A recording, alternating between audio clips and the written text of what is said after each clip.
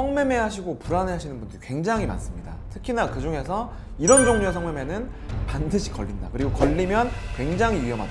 성매매 하시는 분들이 얼마나 조심성이 있겠어요. 그러니까 이분들이 먼저 걸려요. 이분들이 경찰한테 성매매 하다 걸리시면 이분들 핸드폰이 뺏긴단 말이죠. 그럼 이 핸드폰을 뺏기면 너 저기 성매매 했던 오빠들 아저씨들 명단 다 줘봐. 그러면 라인 같은 데 다 명단이 있어요. 그러면은 갑자기 제가 방관죄가 바뀌는 순간 거의 시험 거부하셔야 돼요.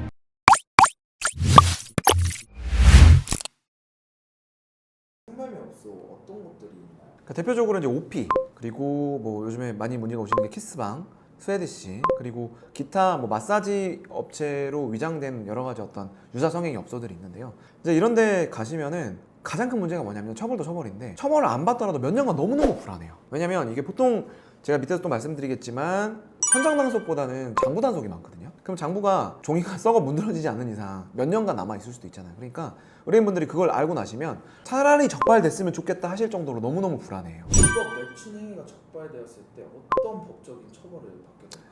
이게 성매매에 대한 여러 가지 알선법 이런 것들은 결국 업주들을 향한 법들이거든요. 그렇기 때문에 구매자들에 대한 처벌은 그렇게 높진 않습니다. 걱정하시는 것만큼. 그래도 이제 벌금형 이상의 어떤 처벌을 받으시게 되는 경우에는 전과자가 되시는 거예요. 소위 말하는 빨간줄이 되시는 거기 때문에 내가 오피 한번 갔다고 빨간줄 생기면 너무 쪽팔리기도 하고 사실 굉장히 좀 치욕적이잖아요. 그러니까 그런 것들 때문에 이제 초범이신 경우에는 그냥 인정하시는 게 낫다고 생각하시는 분들도 있어요. 왜냐면 초범인 경우에는 이제 단순 전과도 없으시고 그냥 단순 어떤 일회성 방문이긴 하면 보통 기소유예가 많이 나옵니다. 한 번 정도 너무 걱정하시진 않으셔도 된다. 그렇지만 어떤 죄질이 안 좋다거나 아니면 증거가 확실한데 잡아뗀다거나 이러신 분들은 경우에 따라서는 한 번 하셨어도 벌금형이 나오신 경우도 있다. 그리고 횟수가 여러 번이거나 재범인 경우에는 벌금형이 나오신 경우가 많다라는 점들을 고려하셔서 대응을 하셔야 됩니다. 근데 성매매를 했을 때 그 부인만 하면은 안 걸린다라고 인터넷에 떠도는 얘기들이 많더라고요. 정말 사실입니까? 그러니까 아까도 제가 장부 단속 얘기를 드렸지만 현장 단속이든 장부 단속이든 명확한 성관계 증거가 없는 경우가 많아요. 왜냐하면 장부는 이 사람이 방문했다는 증거지 이 사람이 거기 안에서 성관계를 했다는 증거는 아니잖아요. 그렇기 때문에 여러 가지 다른 증거들로 인해서 이 사람의 성매매를 입증하지 못하면 처벌이 안 되는 경우도 꽤 있습니다. 그래서 어떤 변호사님들은 그렇게 말씀하시는 분들도 있어요. 이거 장부 단속인 것 같은데 그냥 무조건 부인해라. 그럼 증거 없다 라고 하시는 것도 사실 반은 맞습니다. 이제 근데 다른 증거들에 의해서 입증되는 경우도 있어요. 예를 들면 너무 최근에 갔으면 CCTV가 남아있는 경우가 있습니다. CCTV가 남아있는데 너무 부인하기 어려운 상황이 있을 수도 있고, 또는 구매자들만 조사를 하는 건 아니잖아요. 또 누가 조사했겠어요? 업주랑 구매자 말고 또 누가 있어요? 이 사건에 연루된 분, 여성분들 있죠. 여성분들이 판매자라고 할게요. 최근에 온 사람들 기억나거든. 그 사람이랑 성관계 했는데요? 하면 이게 사실 들어간 돈 냈지, 여성분의 진술이 있지, CCTV 예를 들면 있지. 그러면은 사실은 부인하기 너무 어렵죠. 이제 그런 경우에는 처벌이 될 수도 있지만 너무 기간도 좀 오래됐고 장부 이외에는 여러 가지 다른 증거가 없다. 그렇다고 하시면은 부인하는 것도 하나의 전략이 될 수 있다. 근데 무턱대고 부인하거나 무턱대고 인정하는 건 아니라 여러 가지 방금 이런 상황들을 고려해서 전문가들의 조언을 좀 받을 필요는 있다. 그래서 변호사와 조언을 한번 좀 받아볼 필요는 있습니다. 그럼 장부가 있으면 몇 년 뒤에도 연락이 올 수 있는 경우도 있어요? 장부를 보면은 장부에 이제 엑셀로 요즘에 정리하시는 데도 있고 그러거든요. 그러면 적게는 수십 명, 수백 명에서 많게는 10,000명 넘어가는 업체들도 있어요. 경찰들이 그걸 다 모르진 않겠죠. 경찰들이 어떻게 그걸 다 연락을 합니까? 경찰서 10,000명 줄 세워가지고 조사할 수도 없고. 그렇기 때문에 분류를 합니다. 단골들, 10번 온 사람, 5번 온 사람, 이런 사람들은 먼저 연락을 좀 해요. 너무 많이 오셨는데 여기 진짜 일하러 오신 건 아닐 거 아닙니까? 성매매하러 하러 오셨죠? 하면 사실 부인하기 어려워요. 그 오피스텔에 어떤 목적이 있어서 가셨겠어요. 그런 분들은 인정하고요. 이제 한 번 가신 분들은 조금 애매합니다. 왜냐하면 한 번 가신 분들은 실제로 성매매를 안 하신 분들도 꽤 있어요. 정말로 그날 너무 마음이 힘들어서 그냥 한 번 가보신 분들도 있고, 그냥 인생의 어떤 경험 삼아 가보신 분들도 있고, 드물긴 하겠지만, 아니면 어떤 분들이 많냐면 갔는데 다른 업체는 모르겠지만 이 업체 딱 한 번 갔네? 근데 그날 술이 만취해가지고 아무것도 안 하고 자고 온 거야. 이런 경우도 꽤 있어요. 어찌됐든 목적은 성매매 의도로 가셨지만 아무것도 안 하고 나온 분을 처벌할 수는 없거든요. 성매매는 미수 규정이 없습니다. 그리고 아청에는 있지만. 그래서 그런 분들의 경우에는 이제 너무 억울하다고 연락이 와요. 변호사님, 제가 그날 거기 간 거는 맞다. 근데 제가 그날 거기 가서 술을 너무 많이 먹어가지고 가서 진짜 엎드려 자다 그냥 왔다. 옷도 안 벗고. 근데 장부 단속에 걸려서 성매매를 인정하라는데 저 성매매 안 했는데요. 경찰 입장에서 이 사람 말 믿을 수 있을까 없을까? 믿을 수 없겠죠. 믿을 수 없죠. 왜냐면 이렇게 거짓말하는 사람도 있을 거 아니에요. 진짜 그 사람이 거기서 잤는지. 그럼 어떤 종류의 성매매가 변호사님 말씀하신 것처럼 위험한?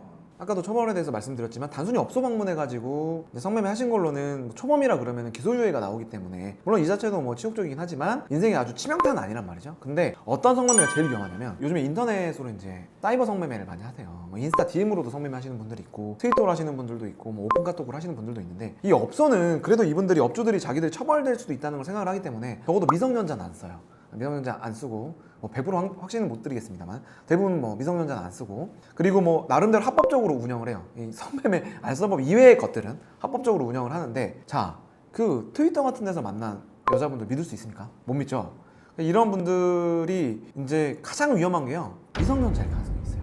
근데 애초에 미성년자면은 뭐 당연히 안 해야 되겠지만 애매하게 말을 하는 사람들도 있고 아니면 애초에 미성년자와 성관계할 생각은 없었는데 갑자기 구하다 보는데 미성년자라네? 애초에는 이제 성매매만 구하려고 했는데 나가봤더니 미성년자래. 근데 이 남성분은 굉장히 지금 성매매가 하고 싶어서 오셨잖아요. 그러니까 그냥 안 걸리겠지 하고 그냥 성매매를 용인하시는 거죠, 그 자리에서. 그러면 나중에 어찌됐든 처음에는 몰랐지만 그 현장에서 미성년자를 알았기 때문에 이게 갑자기 단순 성매매가 아니라 아청이 적용돼 버린단 말이죠. 그러면 이제 진짜 훨씬 더 형량이 확 뛰어요. 거기다가 미성년자인 것도 문제가 되는데 심지어 만 13세 미만이 있는데 근데 만 13세 미만인지 모를 수 있거든요. 근데 알고도 하시는 분들이 있어. 그러면은 갑자기 성매매가 아니고 강간죄가 돼버려요. 한마디로 만 13세 미만은 뭐 그 여자가 원했든 뭐 성매매든 간에 하지 말라는 거야. 그냥 건드리지 말라는 거야. 근데 사실은 이제 그 앞뒤가 안 보이거든요. 막 이제 너무 성매매를 하고 싶어서 만나신 거니까 그냥 만 13세 미만인지 뭔지 그냥 알았는데도 그냥 성매매 하시는 경우가 있어요. 그러면 이제 나중에 이 여성분들이 이제 나이도 어리고 어쨌든 그 뭐 트위터나 이런 데서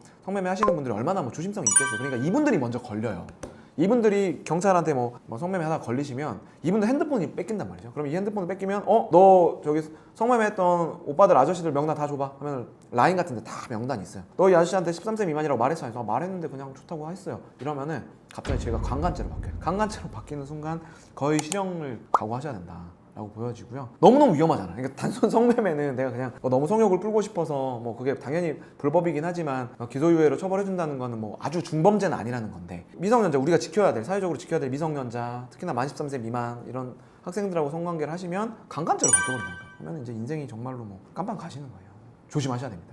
특히나 요즘 유행하는 어떤 인터넷상에서 성매매, 그리고 상대가 누군지 정확하게 확인할 수 없는, 나이를 뭐 정확하게 알기가 어려운 이런 여성분들과의 성매매는 특히나 더 조심하셔야 된다. 특히나 인터넷상에서 뭐 만나는 라인으로 넘어가셔가지고 텔레그램으로 넘어가셔가지고 만난다고 하더라도 그 여자분의 핸드폰이 털리면 증거가 다 남아요. 그러니까 각별히 조심하셔야 된다고 2번, 3번 말씀드리겠습니다. 연락이 왔다면 어떻게 해야 될까요? 사실 의뢰인분들도 이게 이제 보통 성매매 업소로 술 마시고 가시는 분들이 많기 때문에 언제 어떤 업소로 갔는지 기억이 정확히 안 나시는 분들이 상당수 돼요. 이런 경우에 무턱대고 인정하실 필요는 없습니다. 이제 의뢰인분들이 걱정하시는 게 내가 이 업소 가는 걸 걸리면 다른 업소 갔던 것도 다 경찰이 알고 있지 않겠느냐 하는데 뭐 그렇진 않습니다. 아까 말했다시피 이 경찰이 그 일대에 있는 장부를 다 입수한 건 아닐 가능성이 높거든요. 무턱대고 인정할 필요는 없고요. 다만 이제 나중에 정말 확실하다 그러면 인정하시는 게 나을 수도 있죠. 그래서 이런 경우에 전화를 잠깐 끊으시고 변호사와 상의를 하시는 게 좀 도움이 돼요. 그래서 꼭 굳이 선임하시지 않더라도 여러 가지 어떤 장부 단속에 걸린 것 같은데 인정하고 기소유예를 목표로 하실지 아니면 부인하실지에 대해서 상의를 좀 하실 필요가 있습니다. 경찰이 어떤 증거를 확보 중인지도 같이 의논을 하실 필요가 있고요. 무턱대고 부인하거나 무턱대고 인정하는 거 둘 다 능사는 아니라는 말씀이죠. 자, 오늘은 성매매를 하셔서 불안에 떨고 계신 의뢰인분들을 위한 유익한 정보 전달해드렸습니다. 도움되셨다면 구독, 좋아요, 알림 설정 부탁드리겠습니다. 다음에는 좀 더 유익한 내용으로 돌아오겠습니다. 감사합니다.